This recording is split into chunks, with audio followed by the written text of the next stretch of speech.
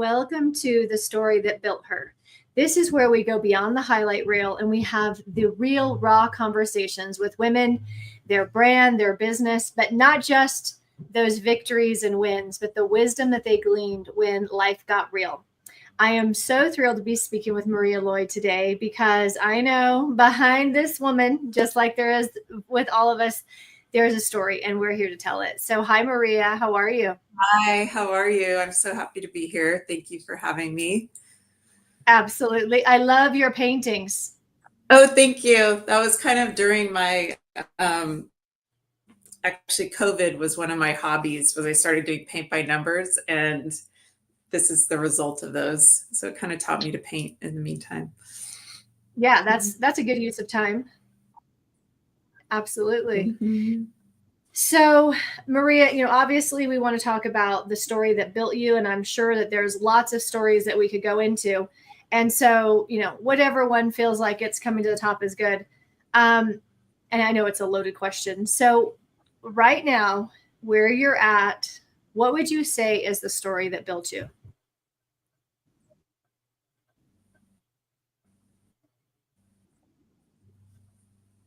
My story, I think I want to just briefly touch on parts of it that made me who I am growing up. I was raised, my mom was a nun, my dad was a priest before they got married. It's a very interesting story. So they left their orders. They were both missionaries in Peru.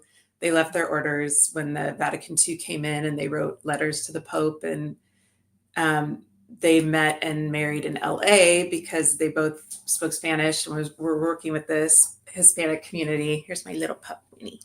Oh, so sweet. My big pup. I was gonna say little. Sorry, she likes to sit next to me. So anyway, I grew up. So when there's always contrast in life, right? The beauty of being raised with faith and this deep connection with God. And my parents are amazing humans and, givers and serve people. On the other hand, was raised with a lot of people pleasing, put on a happy face, a lot of, I was a middle child. So I was the most sensitive. I think there was a sense of like, where do my feelings go? Because my parents didn't have the skills or the tools to understand what I needed emotionally. And so that led me into my big rebellion of becoming a born again Christian when I was like late high school and college, into this conservative world where I felt like they had so many groups and kind people that really supported me. And so again, the contrast of that part of my life that led me to marry my college sweetheart, who I met at 19, and we married at 23, in this more conservative system, which again had the beauty of that community and love, but also these pieces that I think I went along with around, submit to your husband. There was a lot of teaching around not standing in your power and not having a voice, which had coincided with my childhood quite well in terms of being there for everyone else. And so as I look back, there was a loss of a sense of self throughout my childhood and early kind of times as an adult. And then that went into motherhood, where it was a major transition and there was a lot of stressors going on at the time. But I was very, very sick in my first pregnancy with my son, who is now 24, or he's gonna be 24 in a few weeks. And so anyway, at that point, plus that led me into becoming a therapist, a licensed marriage and family therapist. So I went to grad school, I think because looking back, like I was so craving having someone listen and support and connect with me, that's what I gave naturally to other people. And it was kind of just something I loved. So that led me into my career, which I've been now licensed for since my son was born. So like 23 years. And at that point was when, and you and I have talked about like breakdowns, happen, and either they can lead to breakthroughs or they can lead to us getting more stuck and in more pain. And for me, I had a really rough pregnancy physically, and then I had severe postpartum depression. Mhm. And it was during that time that I went to a doctor. I was prescribed Prozac. Soon after that, my mood started cycling and I had trouble sleeping. I had severe anxiety. So it got to the point where I went to 3 different psychiatrists and was diagnosed with bipolar 2 because they said, well, you've got the mood cycling, you haven't had a manic episode, but we see this all the time with sleep and anxiety. So they just kept adding medications. And I had been in this trial and error process with medication for a number of years. It actually took about 3 years to get the right cocktail, which ended up being 2 antipsychotics and a antidepressant. So anyway, long story short, this is like the biggest part of my story is I was on these medications for 20 years, believing that I had bipolar disorder. While I'm seeing clients, I'm thinking, okay, well, this, had to have some use because now I know every medication, every side effect I could talk with clients about, even though it's out of my scope of practice. But I had that knowledge and awareness, and I felt like this must be part of my journey to like help other people. You just get more passionate about helping people that deal with the same thing as you. So I started specializing in people with severe depression, bipolar, anxiety. And anyway, I had another big breakdown. COVID was definitely the precipice of it because my kids were getting older. One had started high school, one had started college when COVID started. And the last thing they wanted was to be home with their parents, during these pivotal times of wanting to be with friends. And so it was difficult on that front just because it's not like people were excited to be home together.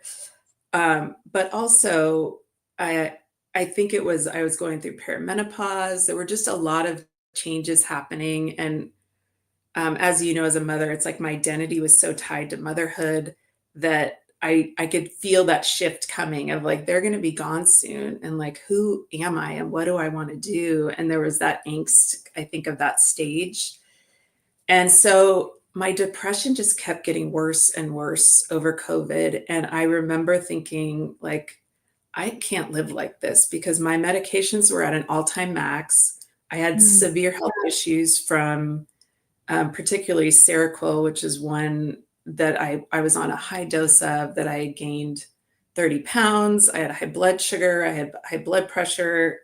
I was having all of these side effects. And I thought, I don't know what else to do. So I ended up coming across, and I think when you're in these places, you're like willing to look outside the box, right?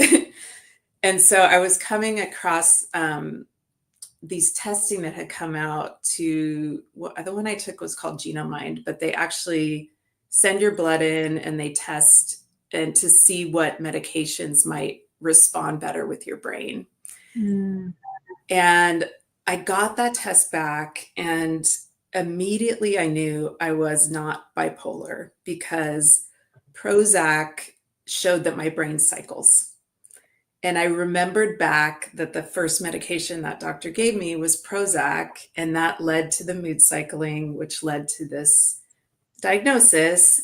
And the freedom of that, because living with that diagnosis, there's a lot of limiting experiences and beliefs that you carry. And like I was able to just release that instantly, that shedding of that diagnosis. And that led me to start questioning a lot of things. And so I thought, well, anyway, that kind of moved me into what else is there to treat depression? There's got to be new treatments out here. And I had heard a little about ketamine therapy, but that's when I researched it a little bit more. And I was like, wow, the effectiveness rates are so high. Why not give this a shot? And it was through the ketamine dissociative experiences, really, that I not only was getting the brain benefits, but also just being able to look back and really love myself deeply was what came out of that. I was seeing all the ways, like all the bullying experiences, because I was so sensitive, where I had like shut myself off from the world. And I started to see that I just needed to really repair how I viewed myself, because I had such low self-esteem. I turned everything on myself. And once I came out of that, things just started to shift, because I had a whole new perspective on how I wanted to create my life so that I could be truly happy. And I started noticing that, my marriage was something that was really holding me back in terms of my growth and development as a person. We had married so young, and we had a strong trauma bond. And even though we had worked, in therapy for 10 years on our relationship, I didn't feel like things were shifting in a way where either one of us were really getting the support we needed at this stage in our lives. And so I filed for divorce just this last July, which has been a major transition. But I think it was deeply empowering, because I finally felt like I was having a voice and owning my voice in what I needed. And all the decisions I've made since that moment have been truly in alignment with who I am. And I really believe that all mental health, comes from us living out of alignment with our true selves. And so, anyway, this whole year has been an incredible experience of, I think, just wanting to have a voice to help other people along that are in the same place, because I truly believe the medication, the diagnosis system that we have is not effective in treating mental health. I think it keeps people very stuck. And we have these new ways, and we have all these trauma techniques and integrative approaches and psychedelics. And like, those are the ways I think that we can reconnect with our true selves and really, truly be happy. And so that's what I'm passionate about getting the word out around, just because of my own experience being trapped in that system. Absolutely. And I think that's one of the things that I instantly loved and appreciated about you when we connected. I was like, wow, how amazing is it that there is a person who has this many years of experience as a therapist, has sort of been in the system, Right. Been in therapy, taken the prescription drug route, and has come full circle and had all of this growth, all of these epiphanies, and you're willing to say what I think most people aren't willing to say, because we almost feel like we've got to protect and stand up for our industry or our ways of doing things, even when they're outdated. Yeah. Yes, agree. But you are one that's so rare. You're willing to say, listen, there's better treatments now. Yes. I want to talk a little bit about, you hit something that just, my mind, we have very similar religious background. I just want to say, so Okay. I was raised in that. But these conversations are really to shift perspectives, right? And I have a very different experience to you. And so I want to ask you questions. I want to go deeper, because I know there's plenty of women who have postpartum depression, plenty of women who, motherhood hit them, or marriage, or career, or grief, or something, and it knocks them off kilter, and they just naturally will go look for support, and they might get the same thing you got. So for me, I find it so fascinating, first of all, that you were given a diagnosis and then the maximum amount of medication, and there was no improvement. So, and I think this is why you're saying it's not working anymore. If we give people the maximum dose of medication for years or decades and nothing changes, maybe that's not the problem. Well, it's not only that, like, what they did work for was help me function. But when I look back, it's how to function in survival mode. So I could get up and do my daily, but I was so numbed out. I mean, it's hard to describe. Like, I'm a musician. I wrote songs growing up. I could not write any music during the entire time I was on medication because I'm just so out of touch with my emotions. And that's where the music came from. And so I think one thing people don't understand, it's like they want to get out of the crisis as soon as possible, which trust me, I get. I mean, I was at a point where I was suicidal during depression, and it's freaking scary. I mean, it's terrifying.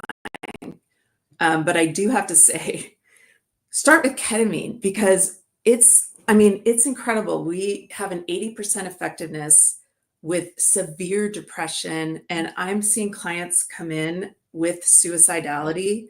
And after one or two, or by the third treatment for sure, if you're doing an IV, there's other modalities, the suicidality is gone. Whereas otherwise, they have to go in inpatient. They have to try this whole series of medications to find the right one. It takes 2 weeks to even tell if anything's working. So I'm not going to say medication doesn't work, but what people don't realize is it's numbing you, which is taking away like the essence of who you are and your ability to trust your intuition. You even have any intuition. And it's kind of, I felt like there was many years where I just felt like a robot, like, okay, here's what I need to do to be in good mental health. But I'm not like thriving as a person because I'm pretty numb. And then the other thing, so like one, I see people go through being thrown medications so quickly, walking into the psychiatrist, oh, that's not working, let's add a few more. And they come out with like 4 medications that they're on. Nobody's educating them how many side effects there are over time, how hard it is to get off of these medications. I mean, I have been tapering for the last 2 years and it's brutal. Like I have to go so slow because there's so many side effects getting off. And I'm down to like 20 milligrams on 2 different medications that I've been on. But this has been like a 2-year process. And so I just feel like people don't understand because this is how psychiatrists are trained. And I have nothing against psychiatrists. This is truly how the system is set up, is they're only thinking about what medication is going to work for your symptom. They're not thinking about the whole person. They're not starting with all the natural approaches that we could start with that have a huge impact. I mean, diet and exercise alone have a massive impact. Meditation, supplements. I mean, there's so many holistic things that we can do before jumping to medication that would be so much more beneficial for our health. So I like to raise the awareness because I can't tell you how much it breaks my heart to see. I just had a 22-year-old come into my office and they had one episode of a panic attack and they're on 4 different medications. And I'm like, why would someone add that many medications to someone when they're not really needing it, And so anyway, I don't know if that answers your question. Yeah, no, that is perfect. And you said something, you said the truth in there. You said the medication is working. The medication is actually designed to numb us, to just get us through the day. And when you said that, like a bunch of dots connected in my mind, because I will oftentimes, when I'm going to the grocery store, and I will look at people, I will attempt to look them in the eye. It's very difficult these days to do so. Yeah. And you can see that the majority of the population is numb, is just zombies walking through the next task on the list. I just got to get off of work. I just got to get groceries. I got to make dinner. I got to go to bed, and I'm going to do it all again. And this is why we are like this as a society. And I think you said what is always on my mind is, are we really in a mental health crisis? Or are we not living the way we're meant to live? Are we completely out of alignment with ourselves as an individual? And just common sense, like maybe fresh air and sunshine, maybe not eating through the drive-through every day, maybe not having 4 Red Bulls and an iced coffee every afternoon. It's almost like we've lost touch with things that I think are so basic. And I see teenagers and young people, and it's like, they have no idea that that used to be common knowledge. Right. And unfortunately, I mean, social media plays a huge role of disconnecting us as a society. And we see that in the teens' rates of mental health has gone up, exponentially, because also the core root of mental illness is suffering alone. And if we have close, thriving connections and can go to people when we are struggling and be heard and supported, we work through it. But so many people are isolated these days, and the social media makes you feel like you're connected to all these people, but they're not real connections. And so, yeah, simple things like you said, sunshine, sunlight in your eyes in the morning. I love grounding. So like even just being on the earth in some way, like I go barefoot in my backyard every day. And there's actual research around that, but people just don't think of these simple things like nature. I mean, in Canada, they prescribe nature when people have depression because it actually improves depression. And it's all these simple things that other people would be like, yeah, I know that. But then they don't do it. And so I like to kind of make it fun and new and exciting to think about incorporating these little things in your life that can really add up to make big changes. Absolutely. Okay, so I want you to talk a little bit about ketamine, because I want you to talk about it for those who have never even heard of it. There might be somebody watching and they're like, what was that thing she said? Never have even heard of it. And I know we've talked about psychedelics and whatnot, but let's start with ketamine and what are the options? What does that look like when you talk about treatments, and why do you think it's so effective for severe depression? I want you to dive into that for a little bit. Sure. So I went through my own treatment, I'd say 2 years ago. And then since then, I got trained as a ketamine-assisted psychotherapist, and I've been partnering with an IV clinic to work with their clients to do integration. So I'm super passionate about it because it's a whole new way of treating mental health. And it's a dissociative anesthetic that was used in the 70s. It started become used for surgeries. So what happened is people were waking up from their surgeries saying, my depression is better, my mood is better. And so they started researching it for this purpose, and they found the powerful effects of it. Well, we call it a psychedelic because it has psychedelic like properties in the sense that you have a 40-minute dissociation. So you take the medicine, and I can explain the different routes of administration if you're interested. I don't know if you want me to go into detail, but basically the IV is the most direct route. So it would just be a needle, and they do 6 treatments in 2 weeks. So twice a week treatments. Most of the IV clinics are set up this way. And that is really all you need. It's not, some people need boosters after that period, but that's really the main treatment is those 6 treatments. So it's not like a medication where you're popping a pill every day for the rest of your life. Then there's Spravato, which is a nose spray, and that actually is covered by insurance. And so a lot of the clinics that are set up have that option. So the only difference with the Spravato is, and unfortunately, they require you to try and fail 2 antidepressants in order to get approved by insurance. So just to keep that as a caveat, but I did it in that route, which basically you're getting the same amount, but you just have to do more treatments because it's about 50% bioavailable versus 100%. So that's set up to, I don't know what that sound is. Is it on my end? Okay. That's set up as twice a week for a month, and then once a week for a month. And then the other option is sublingual form. So I use that in my office specifically for trauma work, and it's being sold all over the internet. This is again where we want to take medication very purposefully and with the right support. Okay. I don't recommend that you just order it off online and start utilizing it on your own. I would find a therapist that can help you utilize it to process whatever you need to process, because you'll go deeper with it.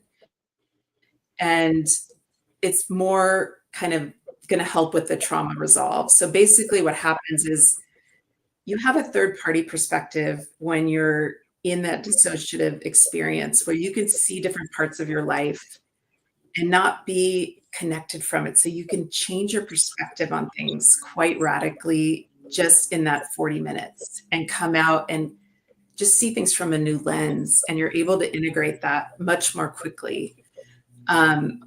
So that, I'd say that route, it's about 30% bioavailable. So you're still getting the medicine, but it's more for the trauma work. Like if I have a client coming in that just needs to go deeper with the trauma work, we use sublingual. If they're very suicidal or severe depression, anxiety, we go to the IV or Spravato, because you're just getting more of the medicine that way.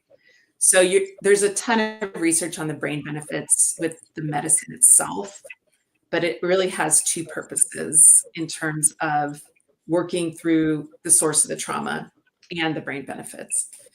I appreciate you going into that. And like I said, one of the reasons I feel like your story, your methodology, everything that you have to share, your experience, your personal experience with this, why it's so important is because this is where we're headed. I agree. Yes.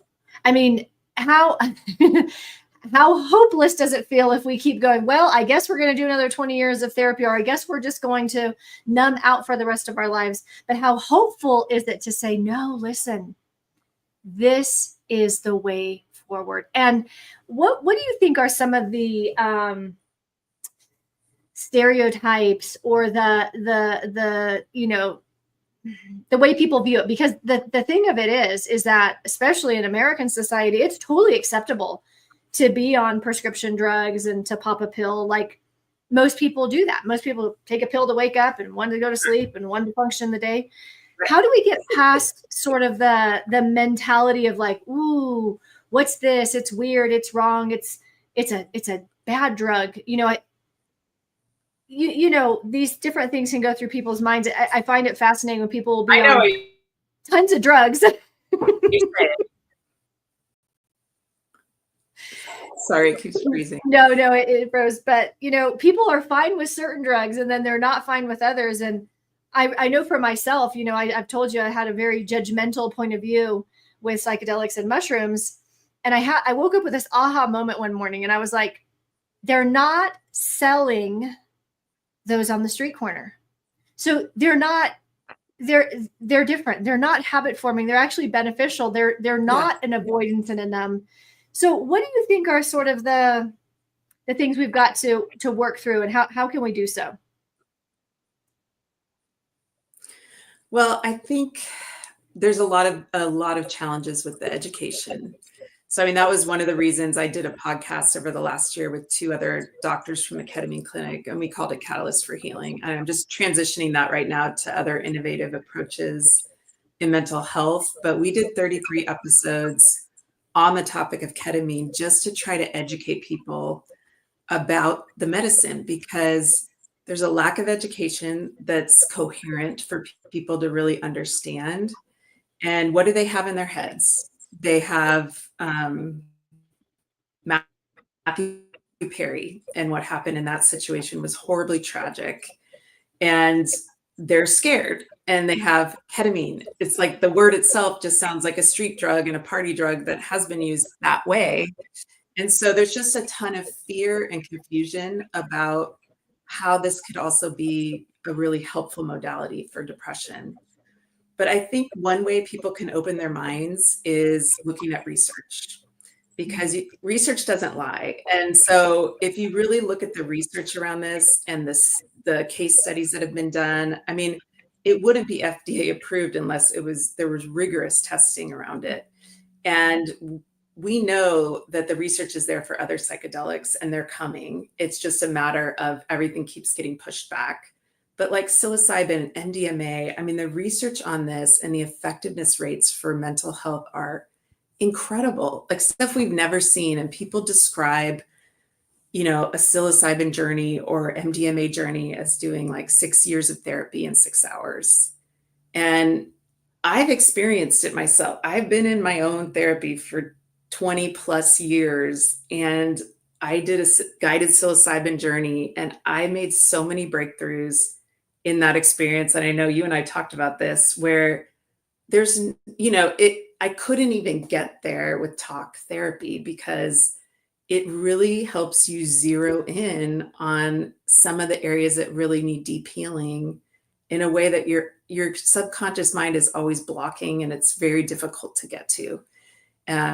So I think if people really looked at the research, now the problem we're having is we're not moving quick enough in our country to adapt to this being implemented. For example, I have so many clients with psychiatrists that I consult with, and the psychiatrists don't know anything about ketamine, even though it's being used as a treatment. So I'm encouraging them to get informed so that they can help their clients adapt medicine while they're doing the ketamine treatment. But it's just shocking how, I guess with anything new, how much time it takes for people to really learn and understand. But I would just say the research is there. Like the research doesn't lie. Yeah, absolutely. And I think what you said, and we've talked about it, is accelerating this, picking up the pace. We've got to, the government, the FDA, all, the medical system, society, all of that, they're going to work at their own pace. And what I love is that you did that many episodes and that you're talking about this much, because it almost feels like a grassroots movement of that's where the most progress and how the most progress can happen. Yeah. You talked about how mental health is really about, it comes down to the degree that we're living authentically. What do you think, when you look back at your story in your life, what were you choosing or denying that wasn't true to you, that you think maybe was the biggest thing that sort of flipped the switch for you? I think one of the biggest awarenesses I had was how much I had repressed anger. And again, very common for women growing up, people pleaser, try to be nice, and how much service. You're laughing because yeah. I know. Service that was to me, because anger is power. And anger is, it's a healthy emotion that gives us signals about who's safe and who's not, and what we want and what we don't want. And when you don't listen to it and when you shove it down, it gets turned on yourself. And it leads, a lot of my depression was the anger turned inward, and allowing space for anger and somehow allowing that space for the anger gave me a voice and helped me connect with my own intuition. And then along with that, the being small, like trying to be small and not seen and not heard. And that was something that was really difficult most of my life, just because I thought that's how it was supposed to be. Like, you try not to, don't be a bother to anyone. And it's like, when you have a voice, people aren't going to like you. Like, you have to accept the reality of that.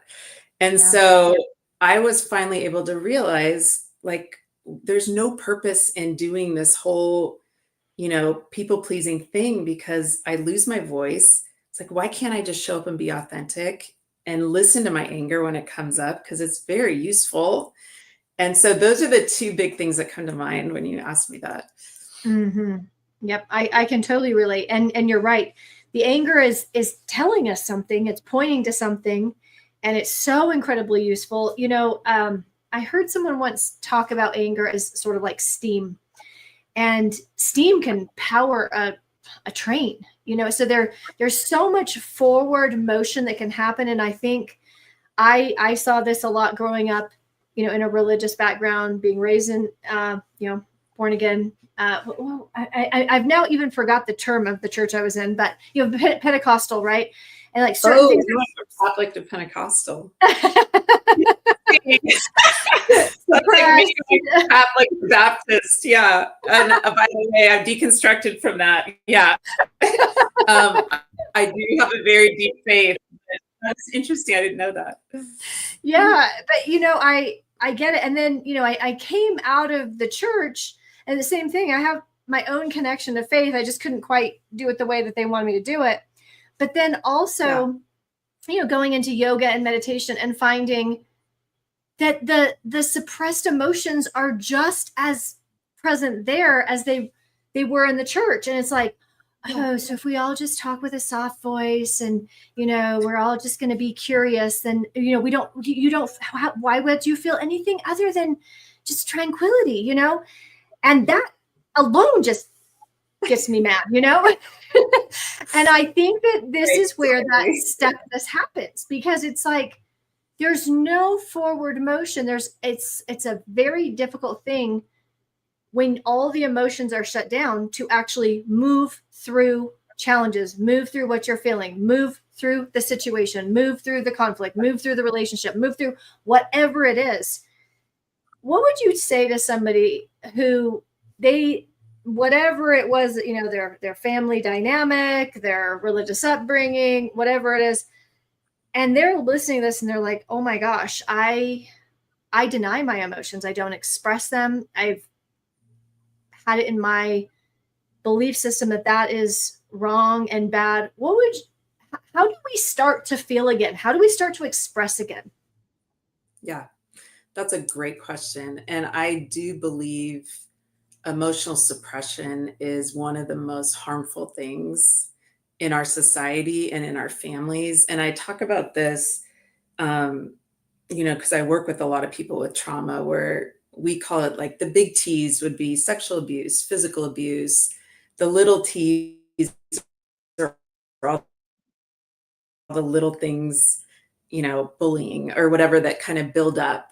But what people don't identify, if they've grown up in a home where it's like everything was fine, is I get a lot when clients come in, like, I don't know why I'm feeling this way, like everything was fine. Well, if they grew up in a family that suppressed emotion, like that is very devastating for a child in their attachment, like to connectedness with other people, kind of the blueprint of their entire life. And so a lot of people don't realize that they were raised in like a very suppressed emotion environment, and that they're still in those systems because they're so familiar to them. And oftentimes, I think that's where the gift of like, we need those breakdowns to get to the breakthroughs of like people hitting the depression or anxiety. They show up in a therapist's office being like, I don't know why, I don't know why I'm feeling this way. And then we start to dig and uncover that there's all these different feelings underneath the depression and anxiety that have never been acknowledged or felt. And that, frees up them to really feel more connected to themselves, which allows them to find other people that they can connect with in a real authentic way. So, I mean, I would say the first step is just getting curious. And that can be with like journaling. It can be, I encourage you to find mentors or therapists or coaches that can help you along, because often we just can't see in ourselves what needs to be worked on. But even with friends, just to get more curious, like I've been feeling this way and I'm wondering why, can be a helpful place to start. And just because if there's anxiety, depression, those are like secondary types of things, or even people that express a lot of anger, but nothing else. It's like underneath that, there's all the primary emotions. And we have to open that space for that, because that's really what connects us with ourselves. Yes, absolutely. I think you're right. It's if that's been normal, it might be even difficult to even know that that's not how it's done. That's not how everyone does it. That's not just, it just feels so normal, so familiar. Yeah. So, and it can be scary, right? Yeah. So people don't want to open up all those emotions, because that might mean they have to shift something in their life and have new relationships or set boundaries with family or whatever that might be. So it can be very scary. Yeah, I think about you and the step that you took, because I think in your journey, you must have had these aha moments about your marriage. And after being married that many years, what does it take to leave a marriage when you have that realization, I mean, you worked on it, you tried, God, this isn't working for either one of us. What would you say to somebody who's in that place? And it's like, okay, do I keep trying harder and banging my head against the wall? Or is it just time to get honest about this isn't working for us right now? What does it take to move through that? Yeah. It took a tremendous amount of courage, to be honest. I mean, I was married for 29 years and I was very it was going to be forever. And so I don't think I even allowed space to consider something else until I had gone through these treatments and started realizing like the kids were leaving home, which is actually a big time for people to reflect because it's like all of a sudden back to the two of you after really focusing on the kids for those, my boys are now 20 and almost 24. So spending 24 years of your life really with them is the main focus. And so I think it was opening space to really allow myself to think about, okay, I'm 53 years old, how people are living longer. My family seems to live, my dad's 95th birthday is this weekend. So my family lives a long time. They have longevity or whatever. And I'm like, do I need to continue to be with someone who, was it a good fit for me at the beginning and at certain parts of the parenting, but there's just these struggles that I think were just wearing me down. And I thought, you know, and I explained it to him as like, I feel like we both need to be free, just free to be able to grow wherever our soul takes us in developing that growth, because in some ways we were just holding each other back. And so, I initiated it, but there was an agreement there that probably would be the best thing. And I'm not going to say it was easy. Like, this has been the hardest year of my life. I mean, telling our kids who were devastated, but at least they were adults and, we could have some open conversations and they're adapting to it. But selling our house, going through mediation, moving, I mean, it's been like the amount of friends that change when you get divorced. I mean, it's been just one thing after another, but at no moment have I doubted that this was the right thing. So even though it's been very, very difficult, I've had this inner peace and feeling of like, this is the right thing. And I am creating this life that feels very authentic and attuned to who I am. And I want, to be able to at some point find a partner that aligns with that. And I feel like I don't know, like, again, it takes a tremendous amount of courage, but I think once it gets clear to you that that's what you need to do, you just find the strength to do it. Yeah. To walk it out one step at a time. Yeah. One step Maria, at a time. Where can people follow you or learn more about you? Yeah, they can follow me. Catalyst for Healing. We're on all the social media channels. It's, like I said, it was called All About Ketamine. And this Monday, we're announcing that I'm going to be hosting it separate from the doctors and just be doing interviews with people on innovative and integrative breakthroughs in mental health. So I'm taking it in a slightly different direction. We kind of felt like we covered everything about ketamine. They can also come to my website and contact me through there at marialoyd.com. Beautiful. Maria, I appreciate you being so open with your story. I also love the direction that you're headed in because there are so many new possibilities for us. And this is how we're going to thrive as individuals so that we can thrive as a society. Because I think you said it best at the beginning. Mental health is not just, I feel depressed or anxious. It's about, I need to get straight with myself. I need to be true to myself. Thank you for helping people reclaim and find their voice, find who they are, what makes them happy. I really appreciate the work you're doing. Is there anything else that you'd like to share before we wrap this up? I think the final thing is just encouraging people to tell their stories. I know for me, this was something I was very hesitant.